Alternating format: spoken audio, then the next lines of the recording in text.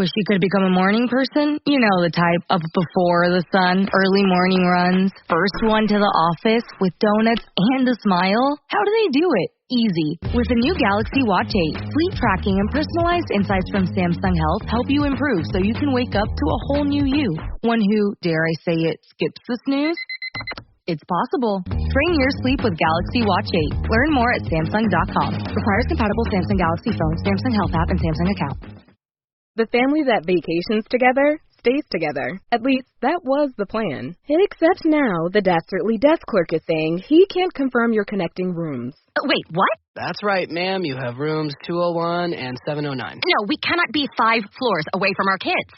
The doors have double locks. They'll be fine. When you want connecting rooms confirmed before you arrive, it matters where you stay. Welcome to Hilton. I see your connecting rooms are already confirmed. Hilton, for this day. Finished training for the day? Time to fight post-workout fatigue with Core Power Protein Shakes. They're packed with 26 grams of high-quality protein to build muscle and electrolytes to help hydrate. The nutrition you need to help your body replenish, rebuild, and repair post-workout so you can power on to the next one. Champion your recovery with Core Power. Visit corepower.com to learn more. 5, 4, 3, 2, 1.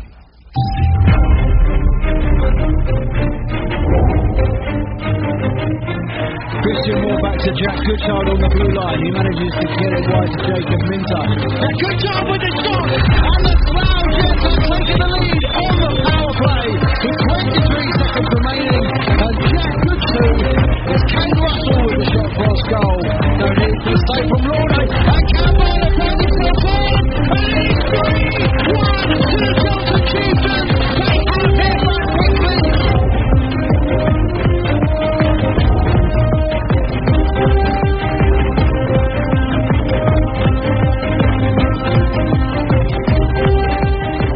And welcome to Zero Pucks Given, the UK Ice Hockey Podcast, hosted by me, Ben Hyde.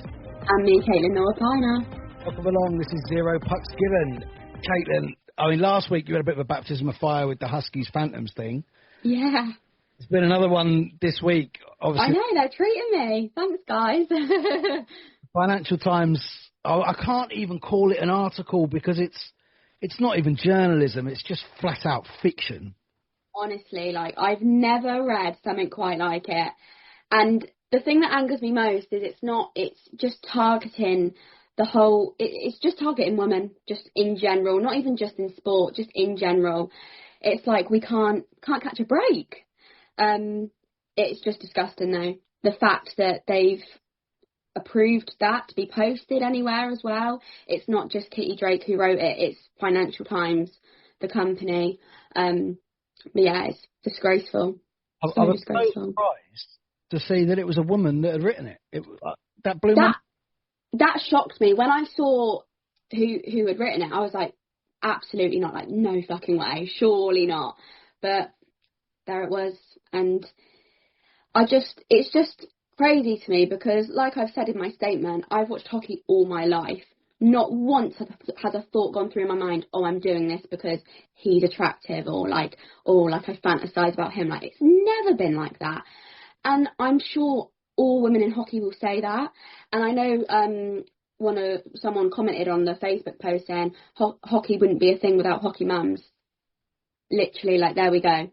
But no, I'm just disgusted, really. And I think all of the hockey community are. Which, I mean, that's something that this sport has got like no other, is that when you cut one of us, we all bleed. And the community have rallied round together. They, as a whole, not only just fans, but independent media outlets, the CEO himself stood up against it to say this is not right. Mm-hmm. As you said, reading through it, it's clear that she did research. I don't think she did extensive enough research to warrant a title of How Hockey Romance Rescued British Hockey. Yeah. Which has now since been changed to a different word. I think it's How It Found, or, whatever they did. However they worded it. The fact that they're changing the title of it now, for me, leaves only two options. Either Kitty Drake has got a multitude of platforms that she can go on to try and explain herself, including this one. We would welcome her on here, I believe, to explain herself. Yeah. Without wanting to tear a strip off her on purpose or anything. Because at the end of the day, you can't have everything both ways. So we can't go on about, mental health this, mental health that, and then not care about her mental health. Exactly. It's been a difficult week for her as well. But one of her two options are to come on one of the multitude of podcasts that will be covering it, or two, retract the article and apologise. Yeah. I think she'll do the second.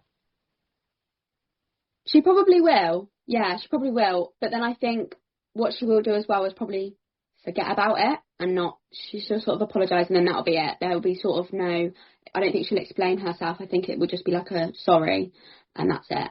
But obviously we'll see. But I think the fact that they've had to change the name of the article says enough on how wrong it was. If you're having to change the main title of an article, you've clearly upset some people, and there we go. Sorry, you didn't laugh there because I just dropped down. Yeah, I was like, I just see you sort of go back. I thought, are you going to go back? I dropped down on my chair slightly, so apologies for sobering that moment. Yeah, but when I woke up and sort of, at first I hadn't seen the article and then I saw everyone post about it, so I thought, right, what's actually happened? And it's quite a long read. It's a chunky article. And as, further down I was reading it, I was like I was actually getting angry because it's just like, when can women just do something that they enjoy without it being involved or with men, or it's just, when are we going to catch a break? I know. And one of the people that Kitty reached out to, one of the groups of people that she reached out to was Maddie, Laura and Jazz over at Girls at the Rink, who have been on this podcast. I've given them as much help as they've asked for in starting their own. They've done incredible things on TikTok and social media in general, raising the profile of women going to watch hockey. They were contacted by Kitty. They spoke to her. They did get into the sport through this books of stuff. But almost straight away, the first time they went to a game, completely forgot about that. Yeah. Oh, my God, look at the speed, look at the skill, look at the ferocity. We're so excited by this game. And they in their statement, said that they think what they said wasn't used because it didn't fit her agenda. Which I probably agree with, because I've followed Girls at the Rink for a long time now. And they are all for women going to hockey. Not for that, but just for women going to hockey to enjoy the sport. And the whole article is just that's not there at all. So I think when you've got a disagreement with the article point, I think she wouldn't have used that. Exactly. So I 100% believe them in what they're saying. But and for me, it's a sticky subject actually with everybody, what's going on in the country at the moment with everything in politics and this, that and the other. I'm a massive believer, in fact, the polar opposite to Anthony Russell at Banners on the Wall. I'm a massive believer that politics and sport actually don't have to mix. No. Sport is the escape from everything that's going on there. So I 100% agree. The fact that mainstream media is so untrustworthy because they are working to their own agenda, that doesn't surprise me that that's exactly what she's done, coming from a place like the Financial Times, which, like most forms of mainstream media, I just don't think you can trust what they say. You can't really trust any sort of media company, I don't think, because obviously they all hire individual journalists. We're trustworthy. Trust us. Yeah, we're trustworthy. But I just think high, very up there media companies like the Financial Times, you just can't believe everything they put out.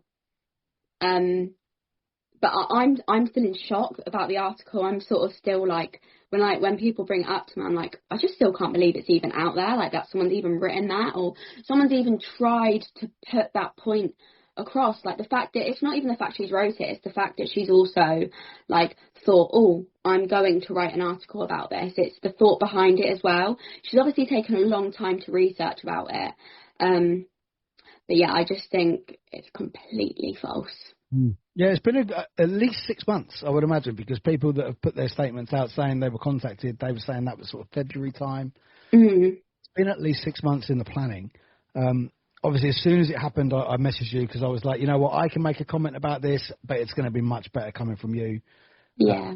Especially with the amount of time that you've been watching the game. It's something actually that I've not got round to it yet, but I've said to my daughter, I'm going to send you this link and I want you to read this and I want you to tell me what you think. Because my daughter found ice hockey because it was something for me and her to do together. And I have a serious issue with someone stating that that's not the reason why she would want to go. Yeah, that is the exact same with me and my dad for football. He took me when I was young and I enjoyed it, and it's time that you can spend with your family, and ice hockey has always been a family sport. It's fun to watch. It's a day out as well, especially an away game. It's a day out. And that's for everyone. And ice hockey's always been for everyone. And the fact that Kitty Drake has sort of taken that away from women in sport, in the sport, is just not acceptable. No, I think, as I said, a lot of the statements have been absolutely bob on. Your statement in particular was terrifically worded. It had a lot of traction as well online. And yeah, I do appreciate all the recognition, guys. So thank you. Although the guys at 3 on 3 did a good episode with Sophie, who creates some sort of Nottingham Panthers themed content on TikTok. I had a listen to that yesterday, and that was really good as well. So it's like everything else in ice hockey, the mainstream media don't seem to want to get involved unless it's negative. As per usual, we stand up, we stand as one. Yeah, I think that's a good thing to take out of this whole situation is like the whole hockey community have come and stood together, and I appreciate that as a woman in hockey, so I think we all do as well. So yeah. Like you say, hockey is for everyone. It flies in the face of the last kind of gender issue that's brought out in the sport that seemed to create a lot of division. That seems to have gone away ever so slightly, although I had heard at the weekend about an issue with a Solent Amazons player playing that perhaps shouldn't have been playing under the new ruling, but there's not much about that out there, so I'm not entirely sure who knows what. It's probably not best to broach that without the facts. Without the full 100% facts, yeah. But yeah, it is nice to just see the whole hockey community come together and stand against the article. Absolutely. So, yeah. Well, that all aside, we said this week, we joked that we probably would be here weekly. And look at here we are. We are weekly, and we had a pretty decent weekend. It started with a bit of a damp squib, though, because we were expecting a cracking game between Solent and Invicta. The old 5 p.m. face-off down in Gosport, which is brilliant because it gives you loads of time to get in the pub after the game. Oh, yeah, and the pub across the road from the rink is lovely. In there, but that game was unfortunately postponed, and Planet Ice Gosport's going to be closed for at least a week. I haven't seen anything today to say that it's going to be open this weekend. Yeah, it's going to be closed. Like we said last week, we sort of joked last week how the rink was like so iconic for how crap it was, but obviously if it can't run, it's a bit of an issue, but not just for Solent, for the women's, the Div 2 team, the juniors. It's an issue for everyone because obviously I don't think Solent are playing there this weekend or playing at all, but it's an issue for the whole Solent teams. Yeah. I think there's also figure skating and stuff that goes on down there. So exactly. There's a lot that's going to be fallen by the wayside until they get it sorted, but hopefully Planet Ice have got their fingers on the pulse and are getting it. Fingers crossed. It's a bit of a shame, actually, because there's that massive new leisure centre, like, opposite the ice rink that was built fairly recently, and you kind of think, you know what, you could have refurbed it a bit. think on the end of that, and then when it's finished, then close the old one.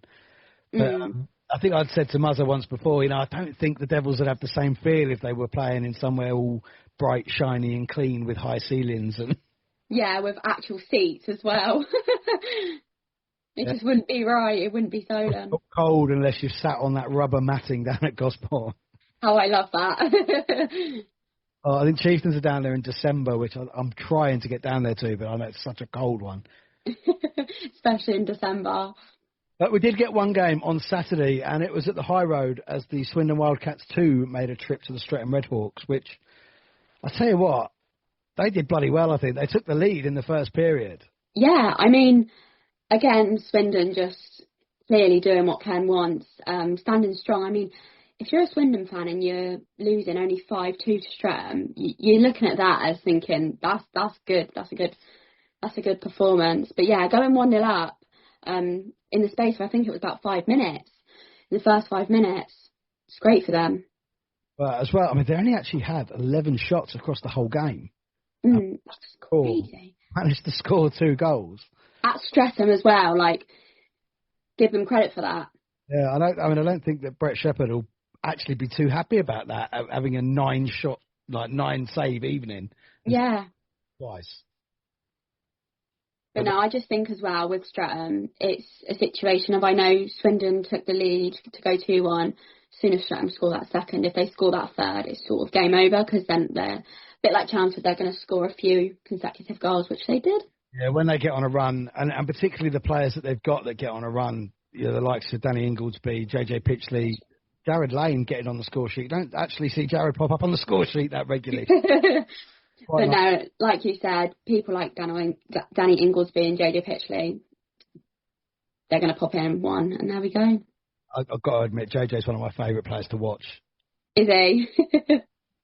And not even when he hasn't got the puck. Watch him when he hasn't got the puck, and that's when you see just how good he really is. Yeah, I think that's when you see most players how actually good they are when they haven't got the puck, because they're thinking about what their team are doing, but yeah. Where they're going to be. I think the playoffs last year in the semi-finals, Streatham against Chelmsford at the Riverside, and Pitchley and he said Nicky, then Ryan Watt and Danny just run amok. You know, no look passes, that they all know exactly where each other's going to be. It's beautiful stuff to watch. But and Danny Ingoldsby very, very deservedly got an A on his chest this year as well, which is a nice touch for Danny. Hopefully, we have messaged. I think Danny will be on later this year. Oh, that'll be good. That'll be fun. A 5-2 win for the Red Hawks on the Saturday night at the High Road, and the Sunday would see them travel to Chelmsford.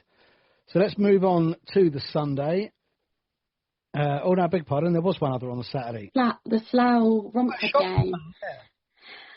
Whoa, I mean, no blood, hadn't we? I couldn't believe it. Obviously, I saw the video of the fight, which we'll get onto in a moment first, and then I saw the score, and I was like, oh, couldn't actually believe it. I know I was out. I was actually on my way home, and I was in shock. My mouth dropped, like 15-0. I weren't expecting it at all. No, I mean, Slough are an incredible side. They attack with such ferocity, so fast. Yeah. I mean, with the likes of the Moore brothers, like, again, they know where each other are at all points. But yeah, insane domination of the game, clearly. Yeah, I mean, the opening 7 minutes, they were 4-0 up in the opening 7 minutes. That sets it up, really, don't it? That sets it up. You can sort of tell from that Romford were just not there. Well, it's not. They didn't really go there short benched either. They had, a fair amount with them. Mm-hmm. Slough will always run 4 lines. Slough, yeah. They will always run 4 lines. I think Max Van Mullum took the opening part of the game and was pulled on 47 minutes. I think would score at 12. But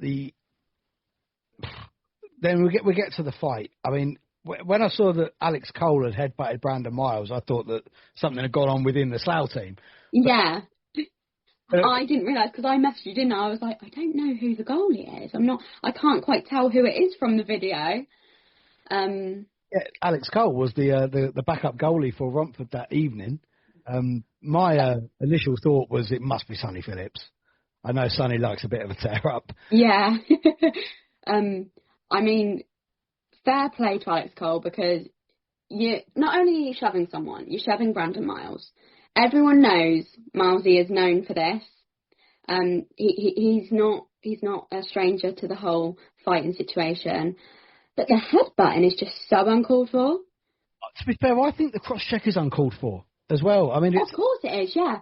That's part of what starts it all off. And when Slough they run that lines on that particular line, it would be Brando that takes that role of getting in front of the keeper and trying to get between the two D men and in that traffic to maybe get a tip. And that's just part of the game. I'm not entirely sure what the keeper thinks he's got the right to cross-check him. To do it. But yeah, like... got what he deserved. Oh yeah, 100%.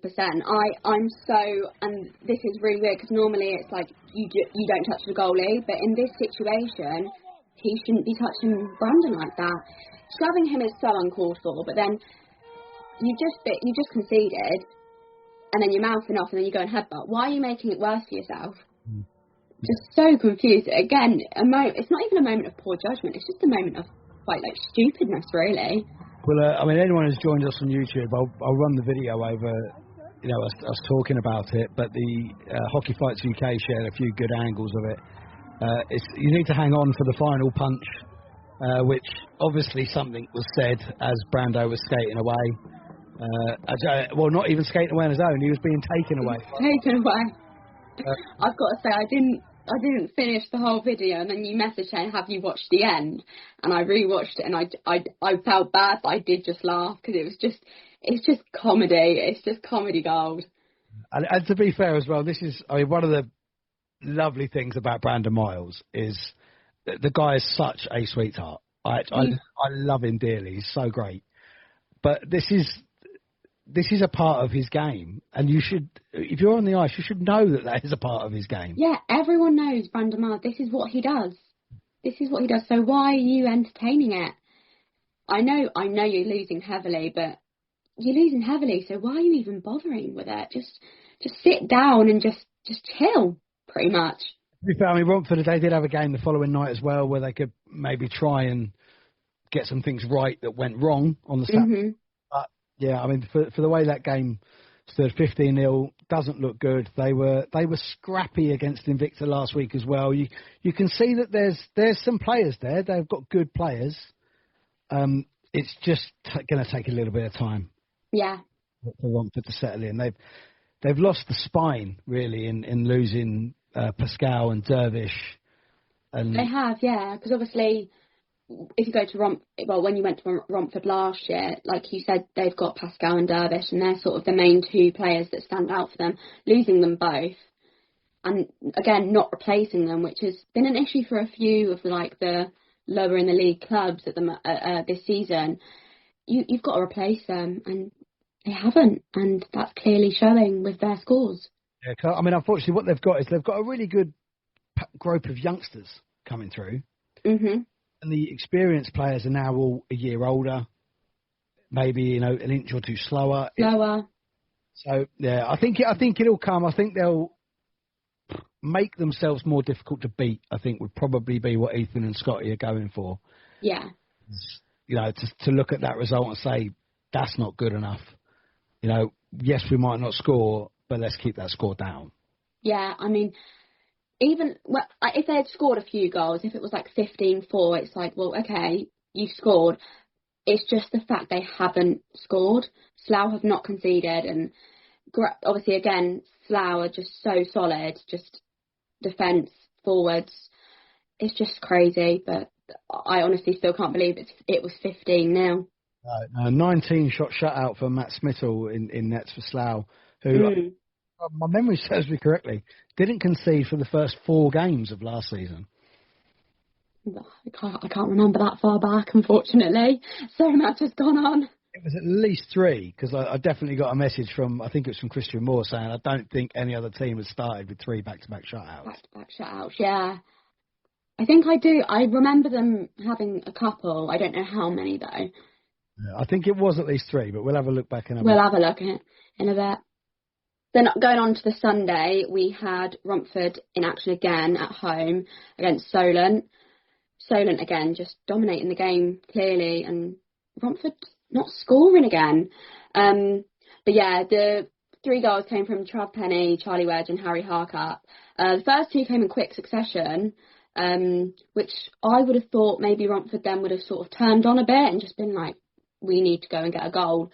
But clearly not. And then Harry Harcup came with the goal about 10 minutes later. And all in the period as well. So it's, kind of like that. There was a few penalties in the first period where both teams kind of had chances, although a lot of that was going off together. The first penalty was one of each. The B was one of each. It's there was a lot of nickety-pickety throughout this game by the looks of it, including a bit right at the end. Right at the end, yeah. Rich Pickering, do you know who he is? And Chris Necrosvicious.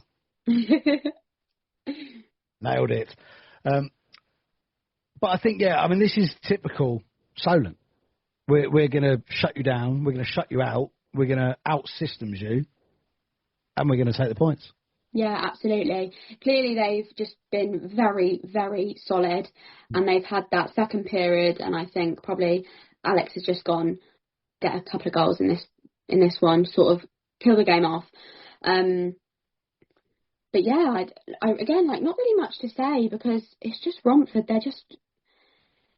There's clearly something not quite right there. It's obviously a better scoreline from the night before, but surely, from the night before, they would have been a bit more motivated to go and do something better. But again, nothing. No, obviously we're just looking at stats. Yeah, we're looking at stats, so I weren't there. Unfortunately, I can't be at every game. Going to get the stream, actually. I was going to do one of two things on Sunday. I was either going to go to Chelmsford Streatham on my own when I got back from my weekend away, or I was going to get the stream of this, and it ended up I was too hungover to do either. But a 35-shot save game for Max Van Mullen. Blaze Pass backing him up there. Obviously assumed Alex Cole wouldn't have been available for the Saturday. No. Saturday, and a 26-shot shutout for Aaron Taylor. It just goes, and to be fair with Solent, which is something that as well that Alex Murray would admit, they are better on bigger ice. Their systems work better on bigger ice. So that's, for me, for them to just go there, shut them out, 3-0, like I say, 3 goals in the second period, bish, bash, bosh, game over, nice and solid for the third, let's get the fuck home with our 3 points, stick their country roads on the bus on the way back. Yeah. And they go home looking at the table thinking, yeah, that looks pretty. Yeah, exactly what Alex would have wanted them to do, and they did it. Yeah, and like I said, they still will always be one of my favourite teams to watch. But it will. We'll see what Alex has to say about it, because Alex Murray has sent us his coach's thoughts from their weekend, which ended up obviously being only one game after the cancellation of the Invicta game due to the problem on Saturday. Yeah. So let's have a listen to what Muzza had a thought of. Hey, strange weekend for Solent Devils this weekend. We scheduled for our first doubleheader of the year, which would have been Invicta at home and Romford away. But as many of you will be aware, our game against Invicta at home was postponed, with the rink closing on Saturday morning, following issue Friday night. That's extended now, obviously, as, again, most of you have probably seen and heard that the rink is remaining closed now till Friday. And, they're just hoping trying to get that fixed as soon as possible to get the rink back up and running, which is a little bit of a worry, but there were lots of people down helping yesterday. Lots of the team were down helping out, sort the ice. Other members of, other rink users, recreational teams, junior club members, figure skaters. Really was sort of a, community-led thing, even though it's not a community based sort of facility. It's people wanting to use that ice. So, we're hopeful that they fix the issues that are obviously causing them to have to close last weekend, and we'll look to reschedule that fixture against Invicta, which is a little bit frustrating because we'd have loved to have played them again after the weekend before. We felt that game got away from us. So turned into a single-legged half weekend against Romford away, and they'd had a tough fixture away themselves on the Saturday against Slough. But we knew that at home they're a different team, and also when you lose like that, it kind of wakes everyone up. So we call it like the wounded badger effect. So it was one of those where we were confident going into the game, but mindful that you've got a team on the other side there looking to make an immediate bounce back. And it was it's a strange game. I love playing at Romford. The ice rink is fantastic. The ice is lovely, and we play really good hockey there. We just struggled to score there. But I did say to the guys that, look, we needed to spread our scoring up the line up. So we changed our lines up a little bit, added some depth elsewhere, and in the end we took a 3-goal lead, 3-goal win, and felt like we were in control pretty much all the game. They had a couple of chances off our mistakes and rushes, but in terms of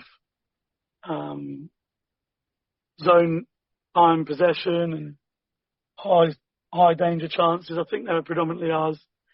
I think we kept them away pretty well. They did have a couple of good chances. They got a couple of good young players, but I think overall we did well. The power play was okay.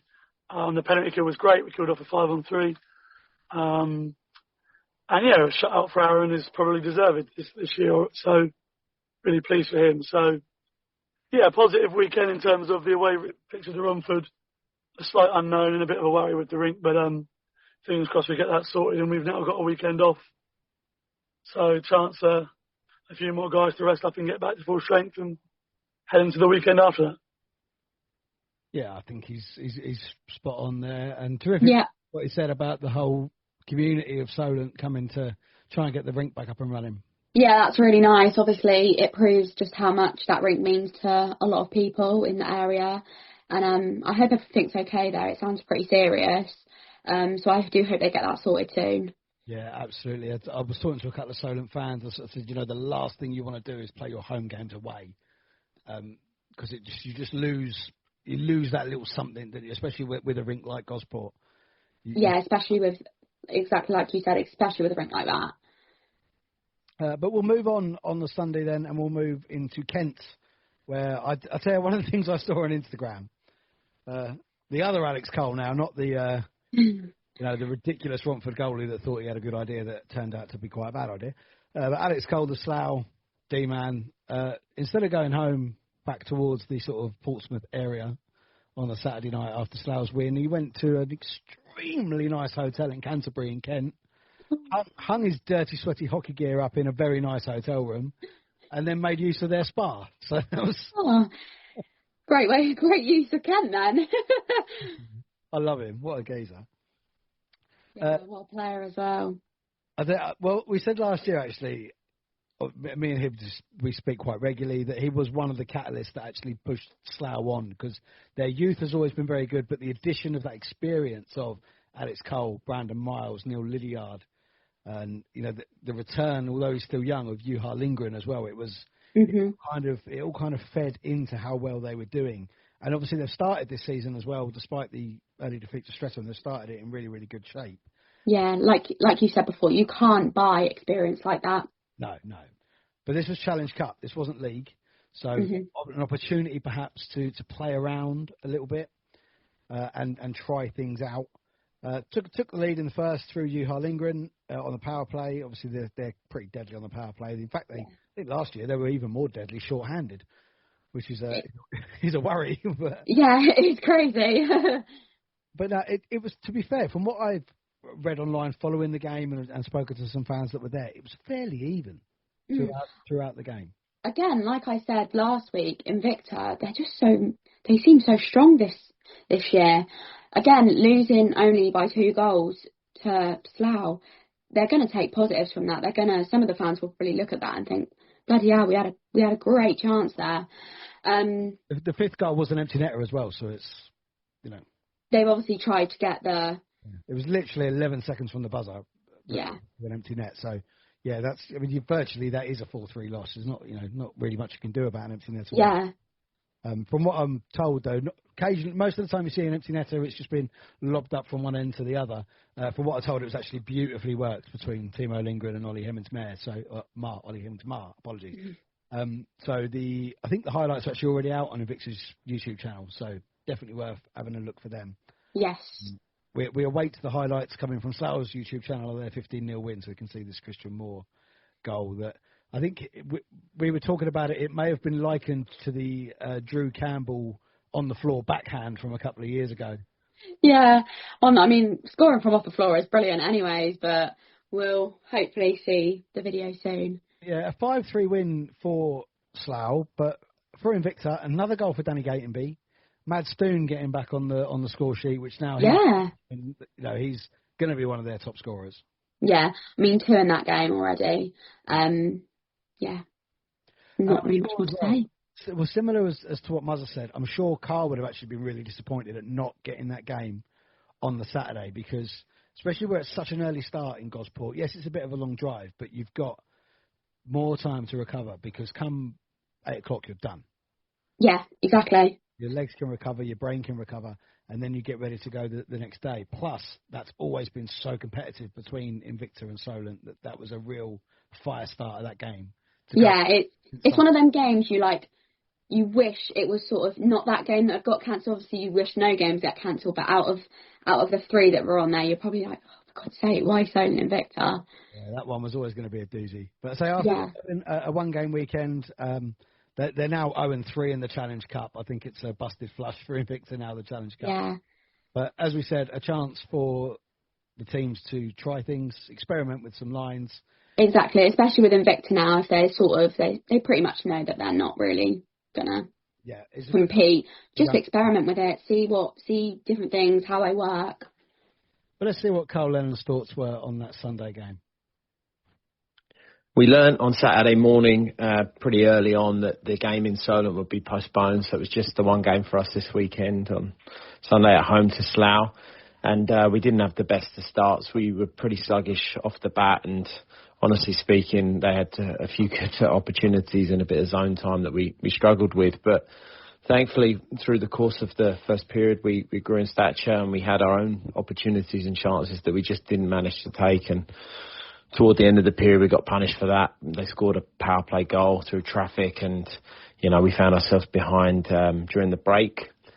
We obviously rallied during that period break and decided, how we were going to slightly adjust our way of playing. And thankfully that paid off pretty quickly. A nice pass from Luca through the middle to Mads, and he was coming through the zone at speed and managed to then finish with his backhand past Smittle in goal, and a really nice goal. And it was really, really good play to see coming through from the team. And yeah, we looked in a really strong position there, and then I guess somewhat against the run of play, I felt like at least we conceded a pretty sloppy goal in zone from a face-off and bit of a scrappy finish, and yeah, back down 2-1, but 1-1 on the period, and something to take from that.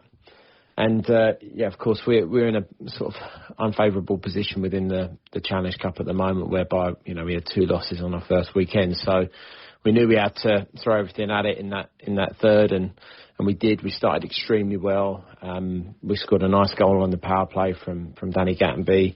Some nice work in the corner from Aaron and Ollie in order to get some space there. And yeah, we took the momentum from there, and Mads popped up with another goal. Good performance this weekend by him, and he got his second. And we looked like the team that was going to probably go on and get something. But it was the nature of the game, a little bit end-to-end at times. And Slough, again, from another face-off, managed to force one home. We lost track of a player on the back post, and they put it in, and then we're 3-3. And that's probably a fair reflection of the game, in my mind at least. And I was obviously very disappointed with the sort of conclusion, whereby I felt we were let down by the officials.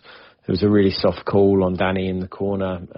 Physically, he's a big lad and strong, and he just outmuscled one of their players that were forechecking, and we got given a holding penalty, which didn't really make any sense at all. It was more a body-to-body check in the corner. And, we found ourselves down a man and on the penalty kill, and they scored from that power play. And yeah, it was frustrating really, because I don't think we deserved that on the night. And then they get the empty net there at the end, and the score looks a little more favourable to them. And I would hope, at least in the last 5 minutes of the game, that the officials have kind of put the whistle in the pocket when it's tied like that and let us sort of battle it out. And that wasn't the case. So look, we know we'll get our bounces across the course of the season, and we'll have our hardships, and that's just the way that sport normally is. But it was particularly disappointing because I think even strength on the game. We were 2-2, so we played a good night of hockey there, and unfortunate on the wrong side of it. We have a very tough weekend ahead, back-to-back games against Streatham, and we've been there already this year, so we have some sort of familiarity with the environment and the team that they have, and know how strong they are. And back-to-back league and cup games, so everything's on the line this weekend, and we're looking forward to it. Cheers. That's some weekend for them, isn't it? Yeah. Obviously, you mentioned it being league and cup. I'm pretty sure is the League One first. I don't know, but either way, whichever way round they are, if I'm an Invicta player, I'm thinking give it my all in the league game. Not too worried about the cup game because they're not really competing in it. No, I mean if that is the Challenge Cup, then yeah, I can't remember what the groups are actually for the cup. But there's all different groups, aren't there? Yeah, I think. By the looks of it, actually, they're both league/cup fixtures. So. Oh, okay, right. Yeah, so they're not Challenge Cup either one. They're not Challenge Cup, so is it going to be a really tough weekend then? Really important games. Both important, yeah. But yeah, I mean, I don't think Karl's wrong there actually. When you look at the balance of play, yes, as he said, Slough obviously had a lot of zone time in that first period, and they are just absolutely deadly on the power play. But that's they are. Yeah, but still, that's one thing you don't want to be getting against Slough is penalties. No, absolutely not. And speaking of penalties, as we move on to the Riverside Chelmsford versus Streatham on the Sunday night, a distinct lack of penalties considering the tensions normally between. Yeah, especially with the Chieftains and Redhawks going against each other, only 4, and one of them just being a bench minor as well. So realistically, it's like 3 penalties, which is crazy. I think, unfortunately, Paints and Cliff are so busy they've not been able to do a coach's thoughts this week. But I think they would both say that that's part of the game they were happy with. Mm-hmm. Because these teams have got such good players, but the good players are the ones who tend to get themselves in a little bit of penalty trouble. Yes, you need them on the ice, not in the box. Especially in a game like this. Obviously last week going through the whole month with Chelmsford's results, this is the exact response that Chelmsford fans would want. And it sort of seems like this is what they've been working up to go and beat Streatham. I think, well, as I say, we haven't managed to hear from Cliff because he's been incredibly busy, but the written thoughts that he put out with Chelmsford said that this was possibly the best performance of his time there. Yeah. And from what I've heard from the fans, that can't be argued with. They were all over the ice from start to finish. I actually think one change in the roster this week that could well have been a catalyst for this was Tom Saw being back. And obviously he got the second goal for him as well. Which was a really, really good finish, close range on the rebound. He managed to shape his body very quickly afterwards. A lot of the hard work was actually done by John Beldicos for that goal, who I'm told was incredibly lucky to not get the Man of the Match award. Sunday, played very, very well indeed. The first goal, which it's out there on some of the sort of the private Chelmsford groups. I'm not sure if it's out there. It will be on their website, actually, if you look at the Chieftains website. And I can't remember David's YouTube handle, but he puts the Chieftains highlights on YouTube. Right. Cam Bartlett scored from behind the goal line, sort of wide left of the goal, and hit it off Milton's back and into the. And he clearly meant it. Meant it, yeah. So, honestly, but both of them, like, insane players. Again, 2 players that they know each other off the back of their hands. They can literally play with each other with their eyes closed and know exactly where they are. They can. Does it fly in the face of what we said last week about the fact that they need an import to bolster that roster? I don't think it does fly in the face. I think it's an incredible performance. Yeah, great performance, but I still think they probably do need a little bit extra. Yeah, because it's obviously been proven that they can perform well exactly like they would have wanted to, but it's also been proved this season that there can be games where they are lacking that goal scoring player. Which hopefully now, I mean, it is as much of the roster can get to training as possible, where they can work on things like that. touching on actually back on Solent, that's something, obviously, I know they haven't got a game this weekend anyway, but the closure of the rink for the entire week means that training is off for everybody, which it just can put you so far back when you've just got into rhythm of it, yeah. Pre-season, yeah, you're just finding your rhythm. And I think that's actually been a factor for a lot of teams, is the stuttering start of the season this year with, one game, weekend off. Yeah, it's been really, really odd, because normally it's like the first weekend is like mid-September and everyone's got a game. The fact it was like one game the very start of like September, then it was like 2 games the second weekend or whatever it was. It's probably put all teams sort of out of like routine, really. They haven't been able to find a routine either. No.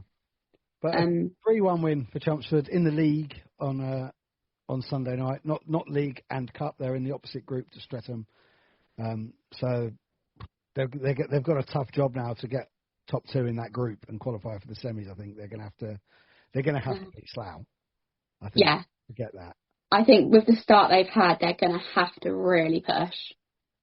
34 save evening for Ross Miller, who I believe took the Man of the Match award. I'm pretty sure he did, yeah. And he will actually be with us within the next couple of weeks. We'll be having Ross on. Yeah.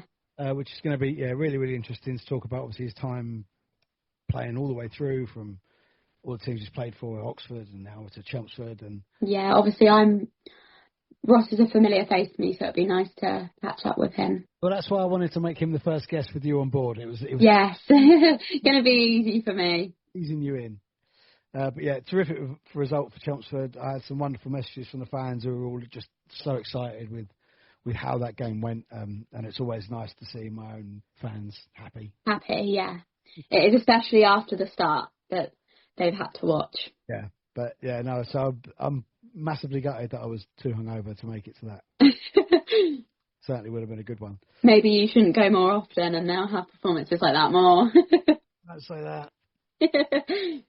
So the final game then, League and Cup.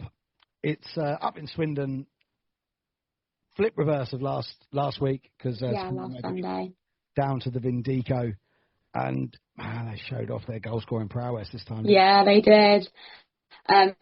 It's funny actually because obviously you said last week on the pod you had a Cardiff fan sort of message you after your preview with Casey, just saying like, oh, do you think Swindon are going to do well? And 2 games have proved that Cardiff fan wrong. I just think Swindon are just they're doing really well, and I think they're gonna be really competitive this season. They're doing exactly what Ken wants, clearly, but to score like 11 goals, and they started off, didn't they? They Cardiff were the first ones to score. They were the first ones to score. They through Josh Paul early on in the first period. Big rig Joe Llewellyn getting one of the other goals for Cardiff. And then Ellis Shepherd at the very, very end. Yeah, player coach Ellis Shepherd right at the end, knocking one back before a final goal from Sammy Ray. But a good weekend from Shannon Taylor, 2 goals, 2 assists.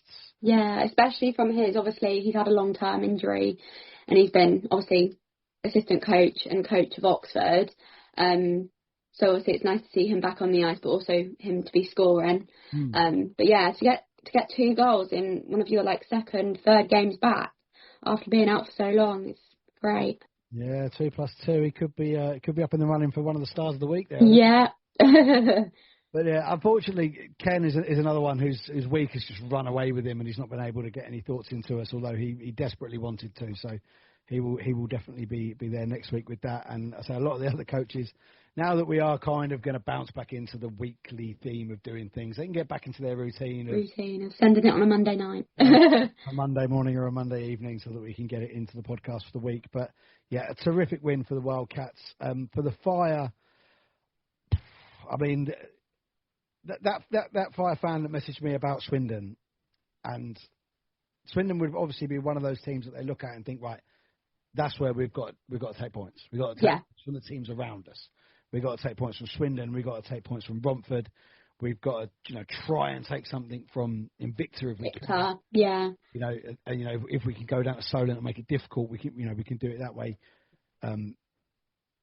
But yeah, I think this has shown actually that Swindon have taken the step where they're now saying, well, we're definitely taking points off Cardiff and we're going to take them off Romford, but we might nick some off Chelmsford, which we have, or we might nick one off Streatham, which we gave exactly. a heart to, attack. To think as well, like this is their second season as a team. It's a great path to be going on.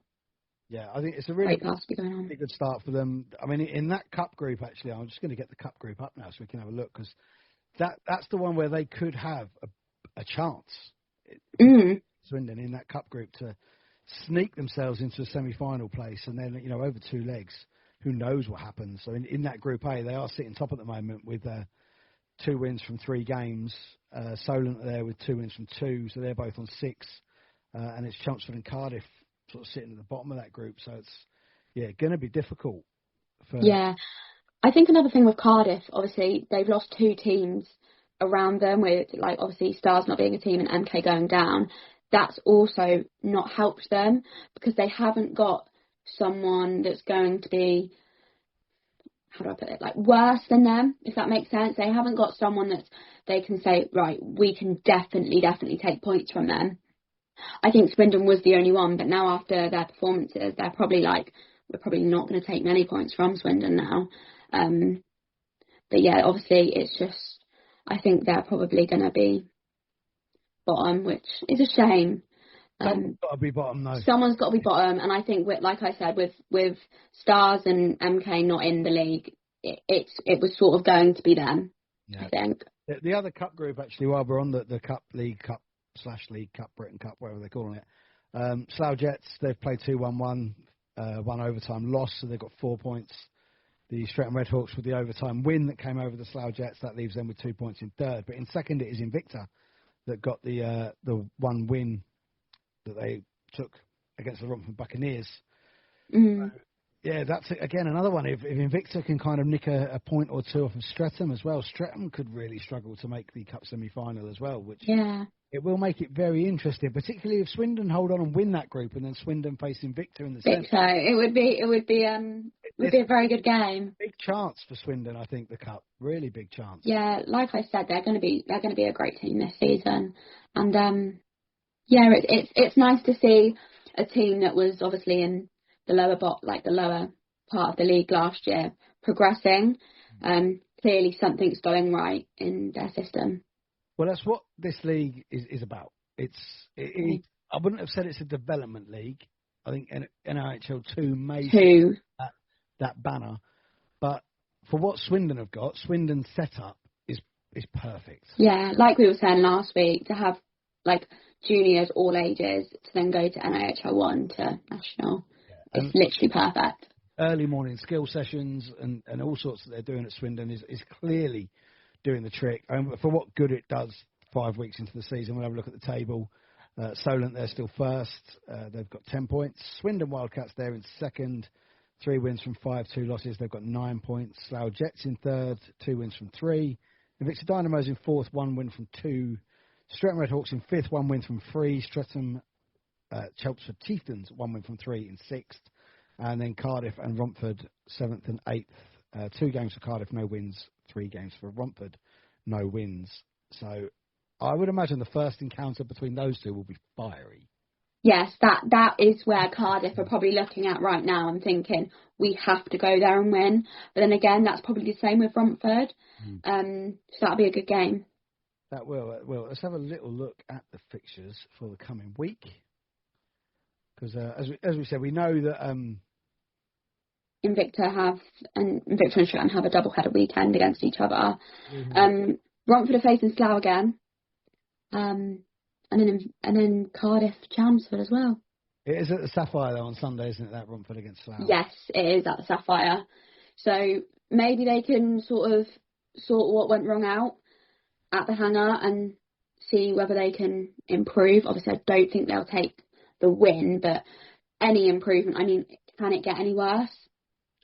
Well, it can, but I hope not. Just for the sake, it doesn't. For the sake of like their well-being, I hope it doesn't. But surely they've got to improve from last weekend. You'd like to think so, yeah. Yeah. Chelmsford make that long Sunday night trip to Cardiff, which I think, fixtures-wise, I know it's very, what a job. I wouldn't want that job, horrible job. Trying to avoid that last year of teams making that long trip to Cardiff on a Sunday. They were keeping it down, but that's pretty much the longest trip in our division. Yeah, I think it is. Obviously, or is it Invicta Cardiff? It's close. It's very close. Yeah, because I'm just trying to think from Oxford, with like Chalmo and Invicta are very sort of similar distance. But I mean, Cardiff from here is still like two and a bit hours. So you're looking at around like 3 hours 45, 4 hours for both sides. Yeah, it's not a Sunday night trip. Imagine the trip back. That game's not going to get done till like. I know, because it's 7:45 face-off. So it's a 6:45 face-off. Oh, 6:45. Okay, a bit of an hour earlier, which is better, but still, it's just a long trip. Even on a Saturday night, it's a long trip, but Sunday night, it's just obviously everyone's got work the next morning. And they have. Moving into this weekend, actually, I've got a little something to shout out from the Queen Bees, who are playing out of the hangar in Slough. They have got an event day on Saturday the 11th, a hockey family night, starting at 6:30 p.m. at the hangar. Raffle draw, chuck a puck. There's a few things going on.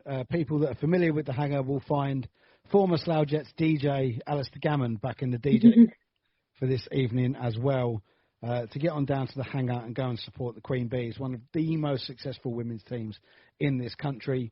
There's quite a few GB nationals in their lineup, so they're very exciting to watch. So if you are obviously a Slough fan who don't have a game on Saturday, get yourselves down to the hangar and go and support the Queen Bees. Yeah, 100%. It'd be a great day. Oh, it will be. They're some of their players that like Lily Endicott. Endicott, yeah. So good to watch.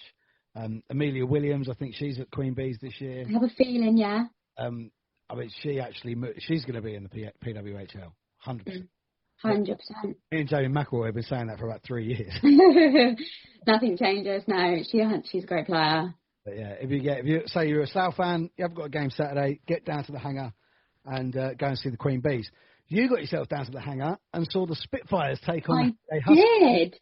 Yeah. So again, it was a thing of we want to watch some hockey. Where's close? And obviously, a few of our old Oxford players were playing as well. But no, it was a really good game. I really enjoyed it. It's really weird going to a hockey game as a neutral because I'm so used to being so supportive of a team and like being so passionate about it. But I actually really enjoyed the game, which is weird as a neutral, as like a new neutral as well. But no, it was a great game. I think Spitfires are going to do very, very well this year for their first season as a club as well. But to beat Haringey, like it was insane. It was really good. They played last week as well, didn't they? I think it was 6-5 to Haringey. Haringey, yeah. I spoke to a few of the Slough players and they said that they thought that the game they played this gone weekend was worse than the weekend before, and they thought it should have been the other way with the results. They thought they should have won at Haringey and Haringey should have won there. But no, I thought it was a really good game. I really enjoyed it. Yeah, terrific stuff from the Spitfires. Their first ever home league game, and they got their first ever win. Yeah, which is always good because I think as soon as people see that, they're thinking, oh, like if Slough are away, like the Jets are away, and they're at home, go and watch the home match. And you got recognised for the first time, didn't you? It was really weird. Yeah, thanks to everyone who sort of like spoke to me about the pod and sort of congratulated me. It was it's really nice to experience. Excellent. Well, hopefully between myself and you, we'll be getting ourselves out to as many neutral games as we can. Hopefully, as I said, Oxford City Stars, Rising Stars, maybe against Chelmsford Warriors, which I think is in February or March next year. So we'll have to getting that sorted. But for now, mate, that's it all done. Yeah. I guess I'll see you next week. Yeah, see you next week. This podcast is part of the Sports Social Podcast Network.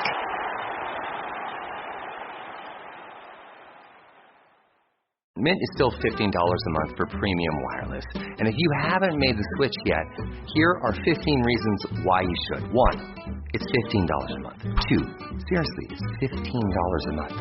3, no big contract. 4, I use it. 5, my mom uses it. Are you playing me off? That's what's happening, right? Okay, give it a try at mintmobile.com/switch. Upfront payment of $45 for 3-month plan. $15 per month equivalent required. New customer offer first 3 months only. Then full price plan options available. Taxes and fees extra. See mintmobile.com.